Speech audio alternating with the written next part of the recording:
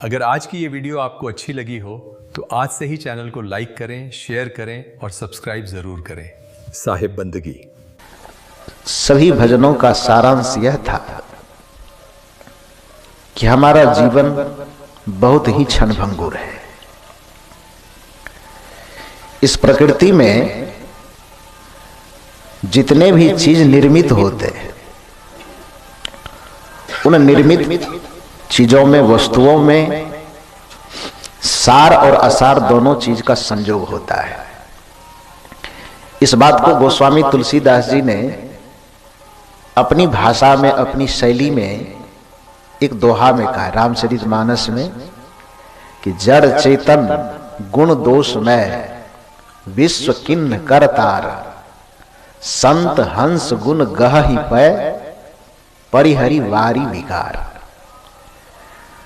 गोस्वामी जी चूंकि सगुण उपासक थे, ईश्वर को मानते थे कि संसार को बनाने वाला ईश्वर है। इस धारणा के तहत उन्होंने कहा कि जड़ चेतन गुण दोष में विश्व किन्न करतार, कि पूरे संसार और संसार के प्राणी पदार्थों को करतार ने, भगवान ने जो बनाया, तो जड़ और चेतन, गुण और दोष दोनों से संयुक्त करके बनाया। उसमें जो संत का गुण होना चाहिए, संत, भक्त, ज्ञानी, ध्यानी, उसका गुण क्या है, उसका लक्षण क्या है? उसका लक्षण यही है कि असार में से सार को निकाल ले। उसका लक्षण यही है कि उसके सामने पानी और दूध मिला करके यदि रखा जाए तो उसमें से सार मक्खन को निकाल ले और पानी को छोड़ दे। यही बात कहा गया कि संत हंस गुण गहि पै। पै का मतलब होता है दूध, पै का अर्थ होता है मक्खन। कहते संत का जो गुण होना चाहिए, एक भक्त का, एक ज्ञानी का, एक ध्यानी का जो गुण होना चाहिए, वो हंस के जैसा होना चाहिए। जैसे हंस के सामने में दूध को यदि रख दिया जाता है तो हंस उसमें से सार मक्खन को निकाल लेता है और जो छोड़ने योग्य असार पानी है उसको छोड़ देता है। ये असार संसार में, क्षणभंगुर जीवन में क्या कुछ सार नहीं है? है। उस सार तत्व को समझने की कोशिश करना यही भक्ति है। उस सार चीज को प्राप्त करना यही जीवन का फल है। यदि कोई व्यक्ति असार संसार के पीछे दौड़ते दौड़ते ही जीवन को समाप्त कर देता है तो उसका मनुष्य जीवन पाना बिल्कुल निरर्थक है। अधिकांश मनुष्य उस सार और असार के भेद को न समझने के कारण वो असार को जमा करने के चक्कर में, असार को पकड़ने के चक्कर में सार को ही छोड़ देता है। जो उसे नहीं छोड़ना चाहिए वही छोड़ देता है, और जो उसके पकड़ने से भी पकड़ में नहीं आएगा उसको जबरदस्ती पकड़ने की कोशिश करता है। हम लाख कोशिश करें संसार को पकड़ने का, पकड़ पाएंगे? हम लाख कोशिश करें इस शरीर की जवानी को पकड़ने का, पकड़ पाएंगे? हम लाख कोशिश करें इस शरीर के उम्र को, रौनकता को पकड़ने का, पकड़ पाएंगे? कौन पकड़ा है आज तक? जब हम अपने शरीर के बढ़ते हुए उम्र को नहीं पकड़ सकते हैं, जब हम अपने नाक से छूटते हुए सांस को नहीं पकड़ सकते हैं, तो बाकी जमीन, जायदाद, घर, मकान, दुनियादारी, रिश्ते, संबंध को पकड़ने का यदि अभिमान है हमको, ये कितनी बड़ी बेवकूफी है। विचारक ने कहा है कि तुम्हारा जीवन, ये संसार असार, तुम्हारा जीवन असार, और इस असार संसार को पकड़ने की कोशिश तुम्हारी ऐसी भूल है जैसे कोई व्यक्ति अपने चुल्लू में पानी भर ले। चुल्लू तो सब समझ रहे हैं ना, इसको देहात की भाषा में चुल्लू कहा जाता है, साहित्य की भाषा में इसका नाम अंजुली है, संस्कृत में इसको अंजुली कहा जाता है। विचारक ने कहा है कि तुम्हारा जीवन, तुम्हारी आयु, तुम्हारा रूप, संसार के सारे ऐश्वर्य कैसे हैं? तो उदाहरण देते हैं, अंजुली के नीर जैसी घटती उम्र है तेरी। संसार का एक एक कण और जीवन का एक एक क्षण कैसे बीत रहा है, उदाहरण है कि अंजुली के नीर जैसी। अंजुली मन चुल्लू, इसमें नीर मन भरा हुआ पानी। कोई व्यक्ति अपने चुल्लू में कुछ पानी को, चुल्लू भर पानी भर करके और यह घमंड करे कि इस पानी को पर हमने अधिकार जमा लिया है, ये पानी कभी छूटेगा नहीं, तो उसका घमंड कितना देर टिकेगा? वो 2-4-5 मिनट बीतते आंख बंद किया हुआ है, मान रहा है कि वाह चुल्लू में पानी को हमने कैद कर लिया, चुल्लू में पानी पकड़ा गया। 2 मिनट के बाद आंख खोल करके देखेगा तो उसका घमंड कहां जाएगा? विचारक कहते हैं अंजुलि के नीर जैसी घटती उम्र है तेरी, उसका तो मोह करके निज लक्ष्य से टला है, तू चेत जा दीवाने अवसर भला मिला है। सत्संग में मन लगा ले, सत्संग में मन लगा ले, इसमें तेरा भला है, तू चेत जा दीवाने। ए विषय में फंसने वाले दीवानों, संसार के क्षणभंगुरता के आकर्षण में बहने वाले दीवानों, जरा सोचो तो कि जिस आसार जवानी को तू पकड़ना चाहता है वो चुल्लू में भरे पानी की तरह कब गायब हो रहा है पता भी नहीं चल रहा है। जिस संसार के ऐश्वर्य को पकड़ने का अभिमान कर रहा है वो ऐश्वर्य तुम्हारे नजर के सामने से कब कहां गायब हो जाएगा ये खुद को पता नहीं चलेगा। अपने बचपना को आप नहीं रोक सकते, जवानी की रौनकता, जवानी की मादकता को आप नहीं रोक सकते, सब धीरे धीरे धीरे ढलते ढलते गलते गलते गल जाएगा। जितने भजन अभी आपके द्वारा गाए जा रहे थे, आप लोग यहां बैठ के सुन रहे थे, मैं कमरे में बैठ के सुन रहा था, सभी भजनों का सारांश यही था, जिंदगी ये किराए का घर है, एक न एक दिन बदलना पड़ेगा। और यह ऐसी सच्चाई है जिस सच्चाई को धार्मिक व्यक्ति, अधार्मिक व्यक्ति, पापी व्यक्ति, पुण्यात्मा व्यक्ति, कबीर मत व्यक्ति, संत मत व्यक्ति, जो भी होगा उसको ये सच्चाई मानना पड़ेगा। वो ये नहीं कह सकता कि देखो हम सत्संगी नहीं है तो बात नहीं मानेंगे। यह एक ऐसा सार्वभौमिक सत्य है जिसको मानने के लिए सत्संगी होना जरूरी नहीं है। यह एक ऐसा सार्वभौमिक सत्य है जिसके लिए कबीर साहब से दीक्षित होना या मेही बाबा से दीक्षित होना जरूरी नहीं है। यह एक ऐसा सत्य है जिसको मानने के लिए रामायण पढ़ना और गीता पढ़ना आवश्यक नहीं है। यह एक ऐसा सत्य है कि जिस सत्य को चाहे आप सत्संग में जाते हो कि न जाते हो, आप रामायण को कभी देखे हो कि न देखे हो, गीता वेद पुराण को कभी आप देखे हो कि न देखे हो, लेकिन यह एक ऐसी सच्चाई है जो दिन रात लोगों की नजर के सामने घटित होती है और लोगों को न चाहने के बावजूद भी देखना पड़ता है। लेकिन दुर्भाग्य है कि कुछ चीज न दिखाई दे तब न समझ में आवे तो बात समझ में आती है कि भाई देखे नहीं इसीलिए हम नहीं समझ पाए। लेकिन दिन रात ये ज्वलंत घटना लोगों की नजर के सामने घटती है, उसके बावजूद, देखने के बावजूद भी उसको दिखाई नहीं देता है, तो फिर लोग क्या कहे इसमें? कैसे समझेगा आदमी? हमारे समझाने से आप न समझे, ठीक है, हो सकता है थोड़ी देर के लिए अभिमान आवे कि हम उनकी बात क्या है, हम बुद्धिमान नहीं है, उनकी बात क्यों माने, वो अपने बुद्धि से जीता, हम अपने बुद्धि से जीते, उनकी बात क्यों सुने? मत सुनिए। हमें हो सकता है कि हम कबीर साहब को नहीं देखें, कबीर साहब की बात क्यों माने? महर्षि मेही बाबा को हम नहीं देखें, हम उनकी बात क्यों माने? सुर तुलसी अपने जमाने में अपना गाए बजाए गए, उनकी बात हम क्यों माने? मत मानिए। कौन कहता है माने? लेकिन आपके नजर के सामने में जो दिन रात घटती है घटना, उसको मानिए ना, उसको क्यों नहीं मानिएगा? और यदि नहीं मानिएगा तो इसी को कहा कबीर साहब ने, उमरिया धोखे में खोए दियो। तुम अपने जीवन को धोखे में खो रहे हो, देख करके भी न देखना यही तो धोखा खाना है, सुन करके भी न सुनना यह धोखा खाना है, समझ करके भी न समझने की कोशिश करना इसी को धोखा कहा जाता है। और ये धोखा किसको देंगे आप? आदमी सोचता है कि हम दूसरे को धोखा दे रहे हैं, नहीं। जो व्यक्ति इस संसार में जो सार चीज है जो आत्मिक यात्रा है, जो आत्म उपलब्धि की यात्रा है, आत्म अनुभूति की यात्रा है, उस रास्ते पर न चल करके केवल कमाने, खाने, मकान बनाने, दुनियादारी को जोड़ने में ही जो लगा हुआ है, वह किसी दूसरे को धोखा दे कि न दे, वो खुद को धोखा दे रहा है। उमरिया धोखे में खोए दे। लेकिन होता क्या है कि आदमी दुनियादारी में चालाकी करते करते करते करते उसको लगता है कि शायद हम भगवान को भी चालाकी के जाल में फंसा के धोखा दे देंगे।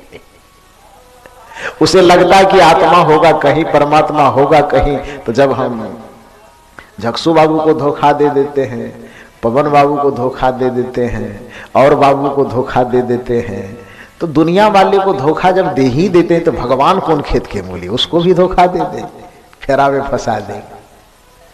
आदमी चालाकी करने में माहिर है। एक घटना में बताऊं, बड़ा हंसी आएगी आपको, कि गोड्डा जिला में मेरा कार्यक्रम चल रहा था। आज से लगभग 10-12 वर्ष पहले की बात है। तो 3-4 साल जैसे यहीं पर आते हैं तो कार्यक्रम कहीं होता है, पवन बाबू के यहाँ आप लोग ठहराते हैं हमको, यहीं ठहरते हैं, यहीं से सत्संग करते हैं, फिर यहाँ से चले जाते हैं। तो उसी तरह से एक लगाव वाला था व्यक्ति। मैंने कार्यक्रम उस इलाके में 1-8 किलोमीटर के अंदर में कहीं भी होता था तो सब उन्हीं के यहाँ ठहराता था कि साहब जी का सब करता धरता, ये सब जानता है, क्या खिलाना, कब खिलाना, कैसे, तो इसको यहीं पर रखा। 3-4 साल लगातार जाते जाते यहीं आते हैं बराबर। तो जितने लोग बैठे हुए हैं सबके चेहरे से अवगत हैं, नाम से अवगत हैं, घर से अवगत हैं, सबके बोली भाषा से अवगत हैं। तो एक नजदीकी जैसा बना हुआ है। तो उसी जगह पर जैसे जाते थे तो घरेलू जैसा व्यवहार होता था। तो भोजन दे दिया, भोजन कर रहे थे। जहां भोजन करते किचन का कमरा भी उसी के आमने सामने में था। मैं टेबल कुर्सी पे बैठ के खा रहा था, बन रहा था। अचानक कुछ मेहमान आए। मेहमान के लिए माताजी जो हमको खाना खिला रही थी, तो खाना भी खिला रही थी, उधर चाय भी बनाने चली गई। तो चाय बना रही थी, हमसे बात भी कर रही है, उधर चाय भी बना रही है, मेरा खाना भी परोस रही है। तो बनाते बनाते ढेर डब्बा रहता है किचन में, तो पहचान के लिए लोग उस पे कागज पे नाम चिपका के दे देता है कि इसमें हल्दी है, इसमें मसाला है, इसमें ये है, इसमें ये है। देता नहीं है पहचान के लिए। तो छोटा छोटा डब्बा में सब पे नाम चिपका हुआ था, इसमें हल्दी, इसमें नमक, इसमें मिर्ची, इसमें धनिया, इसमें जो भी है सब लिखा हुआ था। तो चाय में दूध डाल दिया, पानी डाला, खौल गया, चाय पत्ती भी डाल दिया। चीनी जिस समय डाल रही थी तो उस समय मेरी नजर उसके हाथ पर पड़ा, डब्बा पर पड़ा। तो मैं यहीं से खाते खाते चले, अरे रुको रुको रुको। उसने कहा क्या हुआ? मैंने कहा क्या बना रही हो? तो कहा चाय बना रहे हैं मेहमान के लिए। हम कहा चाय बना रहे, दूध डाली, चाय पत्ती डाली, पानी डाली, ये क्या डाल रही हो? इस पे तो डब्बा पे नमक लिखा हुआ है। तो तू चाय बना रही हो कि कढ़ी बना रही है? कढ़ी बनाती तो नमक डालना उचित था। चाय बना रही हो तो पीते हैं कि ना पीते, लेकिन इतना तो ज्ञान है कि चाय में चीनी डाला जाता है, तो आपको चीनी डालना चाहिए। डब्बा नमक वाला उठाए हो, डब्बा पे नमक लिखा हुआ था। तो हंसने लगी। हम कहे हंस क्यों रहे हैं? तो उसने कहा कि डब्बा पे नमक जरूर लिखा है, लेकिन इसके अंदर में चीनी ही है। तो हमने कहा कि जब अंदर में चीनी ही है तो ऊपर में नमक लिखने की जरूरत क्या थी? उसने कहा साहब समझते नहीं है, डब्बा के ऊपर नमक इसलिए लिखे रखते हैं कि चींटी बहुत परेशान करती है। नमक लिख दिए तो चींटी धोखा खा जाएगी। हम कहेंगे हमें तो पता नहीं था कि तुम्हारे घर का चींटी भी पीएचडी करके आता है कि चीनी को खाने से पहले डब्बा पे पढ़ेगा कि इसमें नमक है कि चीनी है।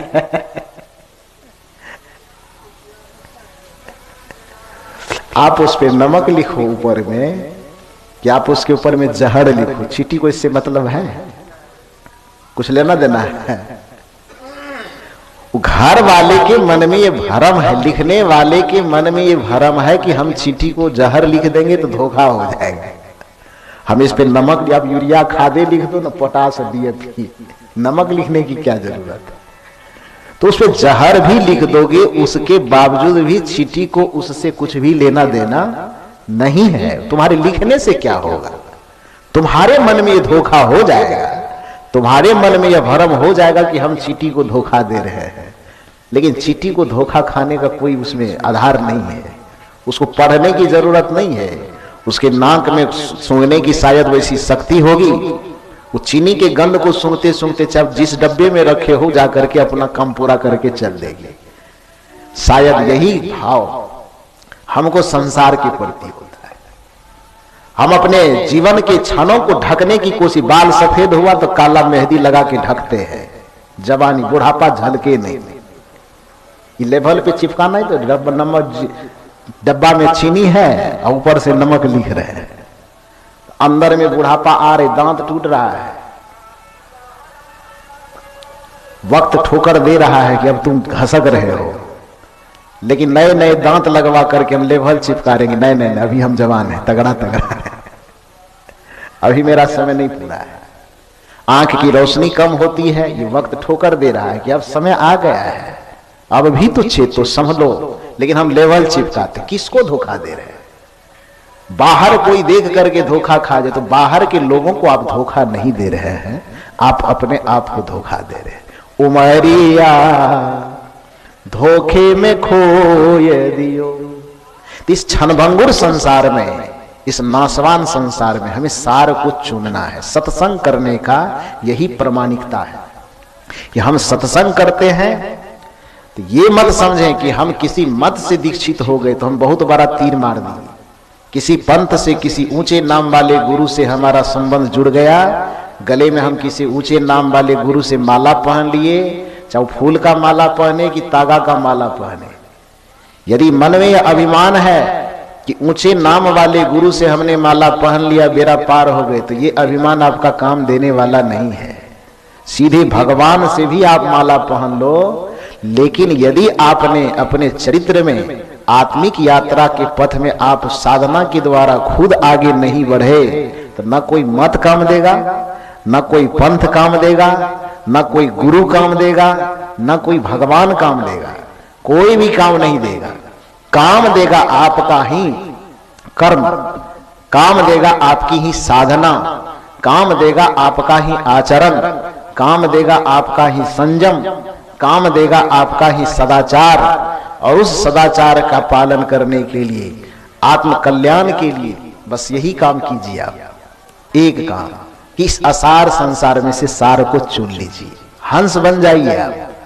जड़ चेतन गुण दोषमय विश्व किन्न करतार, संत हंस गुण गहि पे। संत का, हंस का, संत का गुण एक हंस के जैसा होना चाहिए। और हंस का गुण क्या है? असार को छोड़ देना, सार को ग्रहण कर लेना। इस बात को सदगुरु कबीर दूसरे तरीके से कहते हैं। गोस्वामी जी हंस का उदाहरण देते कि एक सत्संगी का लक्षण हंस की तरह होना चाहिए, एक ध्यानी का लक्षण हंस की तरह होना चाहिए। सदगुरु कबीर का उदाहरण थोड़ा अलग है। वो कहते हैं साधु ऐसा चाहिए जैसा सूप सुभाय, सार सार को गही रहे थोथा दे उड़ाए। तुलसीदास जी भी सार को ग्रहण करने के लिए कहते हैं, लेकिन उसका उदाहरण दूसरा है कि सार को ग्रहण कैसे करना है? हंस के तरह, कि विकार को छोड़ देना है और सार को ग्रहण कर लेना है। संसार को छोड़ देना है, आत्मा को पकड़ लेना है। परपंच को छोड़ देना है, आत्मा को पकड़ लेना है। नाशवान संसार को छोड़ देना है और अमर आत्मा को पकड़ लेना है। न मिटने वाले आत्मा को पकड़ लेना है। गोस्वामी जी ये बात कहते हैं और कबीर साहब इसी बात को दूसरे तरीके से कहते हैं, लेकिन संकेत उनका, सारांश उनका यही है, सार को ग्रहण करना है। वो क्या कहते हैं? साधु ऐसा चाहिए जैसा सूप सुभाय, सार सार को गही रहे, थोथा दे यौराय। कबीर साहब कहते हैं कि एक सत्संगी को, एक ज्ञानी को, ध्यानी को, भक्त को सूप के स्वभाव वाला होना चाहिए। सूप का स्वभाव क्या है? ये पुरुष लोग हल्का फल्का जानते होंगे, माता लोग ज्यादा जानती हो, क्योंकि वो सूप वाला काम विभाग वो माता जी लोगों के पक्ष में है। सूप में क्या करते हैं आप लोग? सूप देखे हैं कभी कि नहीं देखे हैं? नहीं देखे हैं? देखे हैं। तो सूप में क्या करते हैं? केवल छठ में ठकुआ चढ़ाते हैं वो काम ही करते हैं। लेकिन घरेलू काम में उसका क्या करते हैं? सूप में अच्छा खराब मिला, भूसा चावल मिला हुआ, गेहूं भूसा मिला हुआ, माने अच्छा चीज भी और खराब चीज भी, सार चीज भी और असार चीज भी मिला हुआ होता है। उसको सूप में हम डालते हैं और सूप को उछालते हैं। क्या होता है? उस सूप अंत में करके क्या देता है कि जो भूसा है उसको अंदर में रख लेता है, जो चावल है उसको फेंक देता है। ठीक नहीं कह रहे क्या? हम ठीक कह रहे, गलत कह रहे हैं? गलत कहें तो आप ही लोग बताइए। सूप क्या करता है? अंत में भूसा को फेंक देता है और चावल को अंदर में रख लेता है। अर्थात इसका भाव यह है कि जो सार चीज है, जो रखने लायक चीज है, उसको अपने अंदर समेट के रख लेता है, और जो भूसा छोड़ने लायक चीज है उसको वह बाहर कर देता है।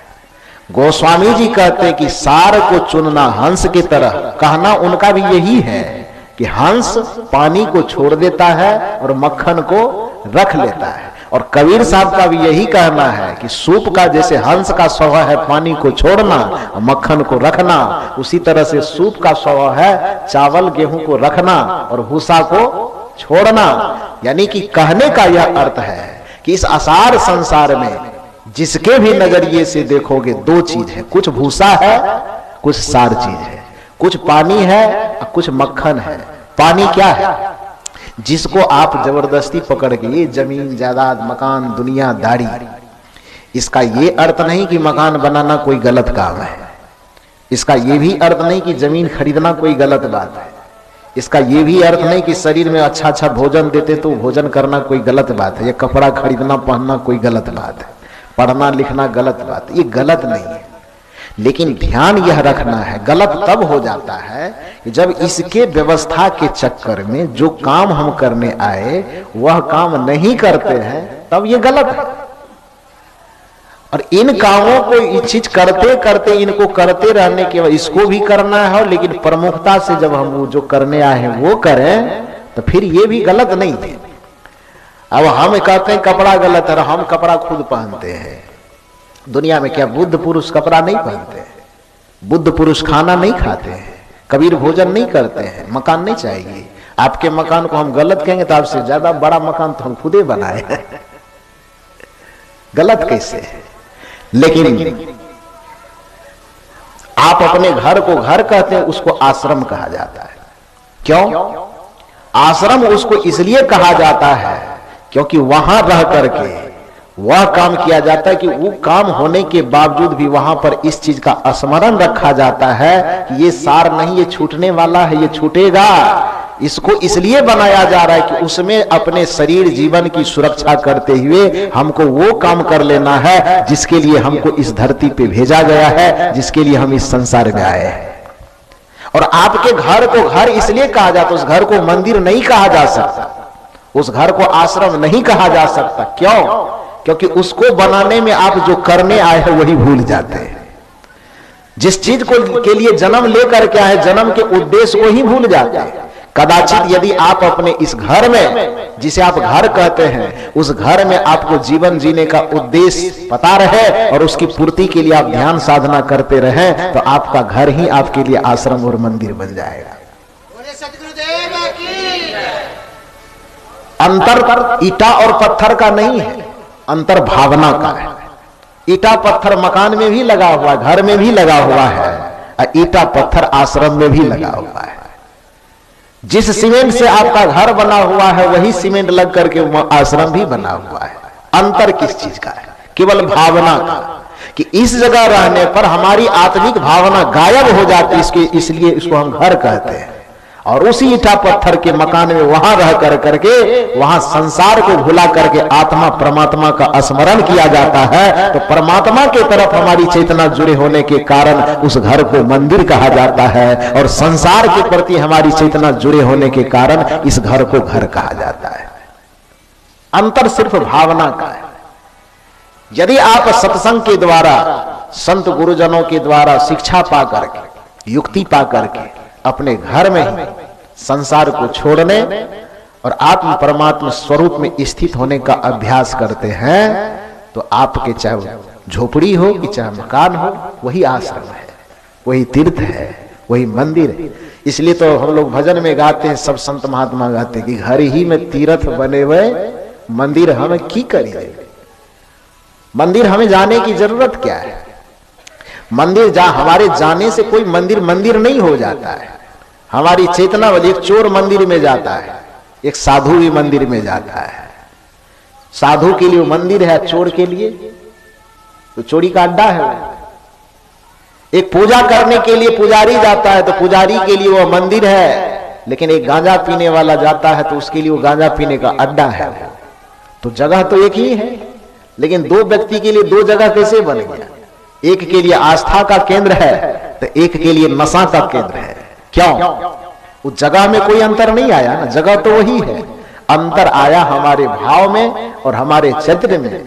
जिसने पूजा के ख्याल से, जो पूजा के ख्याल से वहां गया, उसके लिए वह आस्था का केंद्र बन गया। और जो एकांत खोज करके कि यहाँ कोई देखेगा नहीं, गांजा सोटने में गांजा सोटा जाए, तो उसके लिए वो आस्था का केंद्र, वो नशा का केंद्र हो। स्थान एक रहने के बावजूद भी भावना में अंतर होने से फिर सब चीज बदल जाता है। तो कहने का ये अर्थ है कि हमारा और आपका जीवन बड़ा क्षण भंगुर है। इसी जैसे चावल के साथ भूसा जुड़ा हुआ है, दूध के साथ पानी जुड़ा हुआ है, जैसे इस संसार के, मैंने कहा या संत कहते हैं कि दुनिया का कोई ऐसा चीज नहीं है जो सार और असार से युक्त न हो। दुनिया का कोई ऐसा चीज नहीं है जो अच्छे और बुरे से युक्त न हो।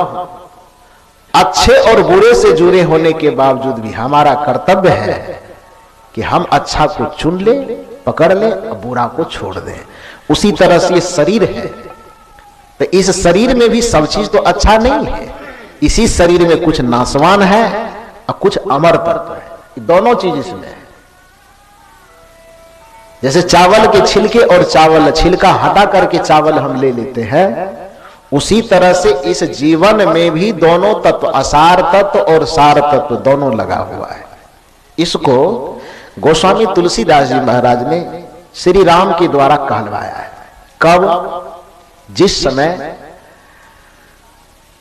श्री राम के द्वारा बाली को मारा जाता है, बाली का वध हो जाता है, तीर लग गया सीने में, छटपटाता है, गिर करके खून बहता है।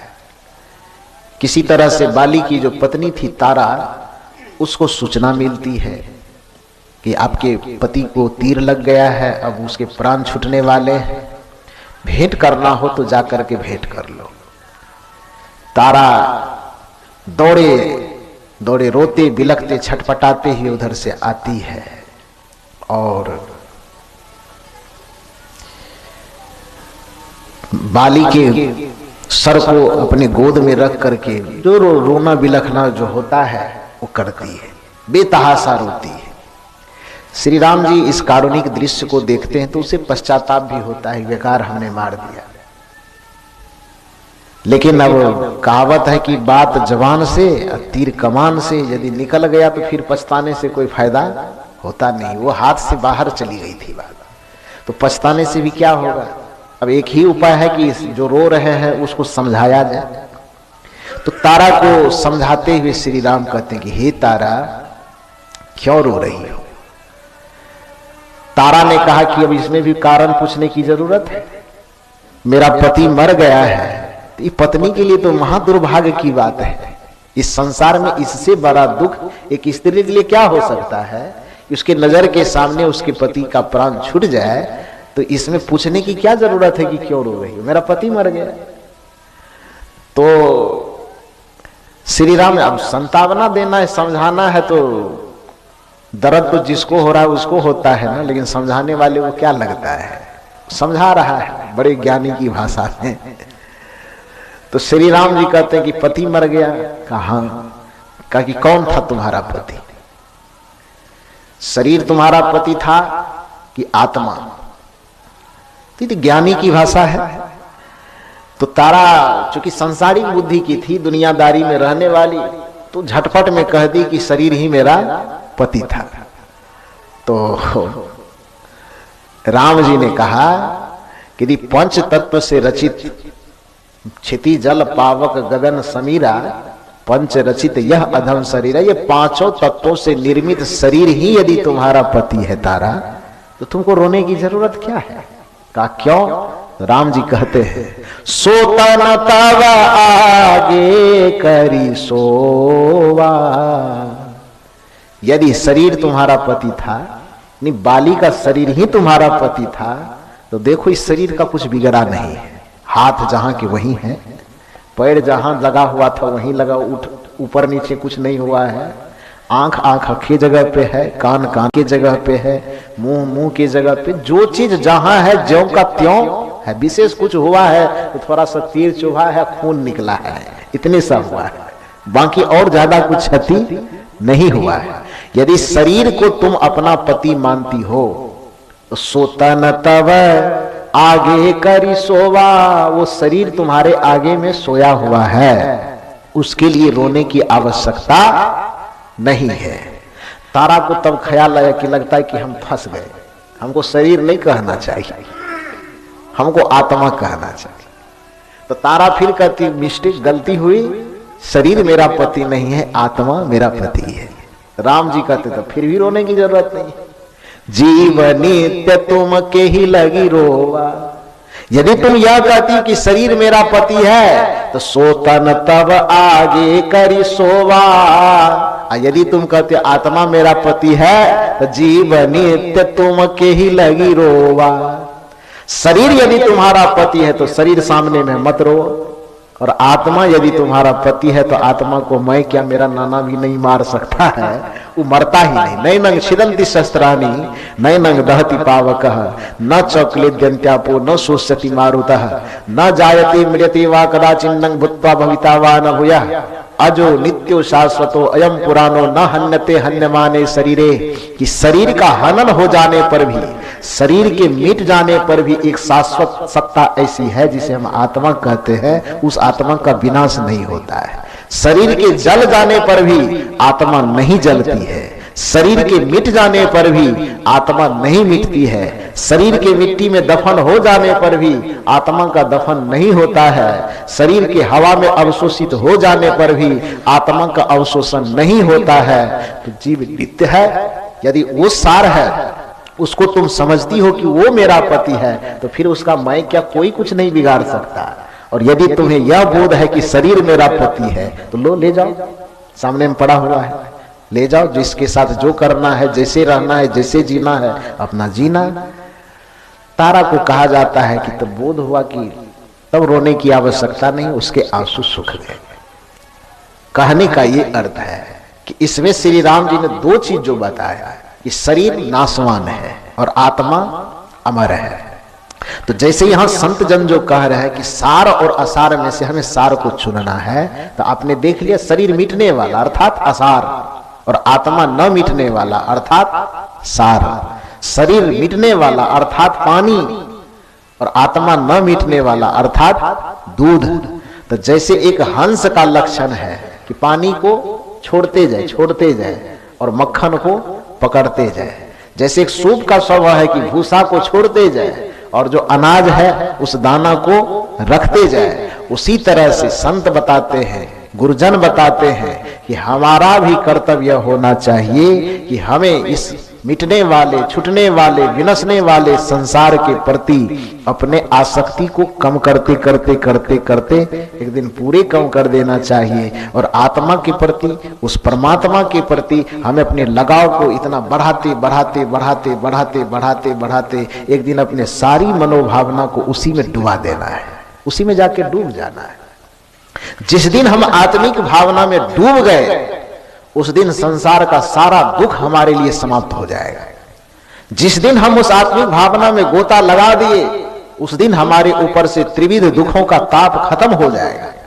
क्योंकि त्रिविध दुख का ताप खत्म होने के लिए उस आत्म भाव में डूबने के अलावा कोई उपाय नहीं, उस परमात्मा भाव में डूबने के अलावा कोई उपाय नहीं है। क्योंकि हमारा जीवन संसार में आए हैं तो विषय विकार से भरे हुए बाजार में, प्रपंच से भरे हुए बाजार में अवगुणों के इतने सारे छिद्र हो जाते हैं कि उस छिद्र को ढकने का संसार में कोई उपाय नहीं। एक ही उपाय है कि आप डूब जाइए, आत्मा में, परमात्मा में डूब जाइए। डूबने के अलावा कोई उपाय नहीं।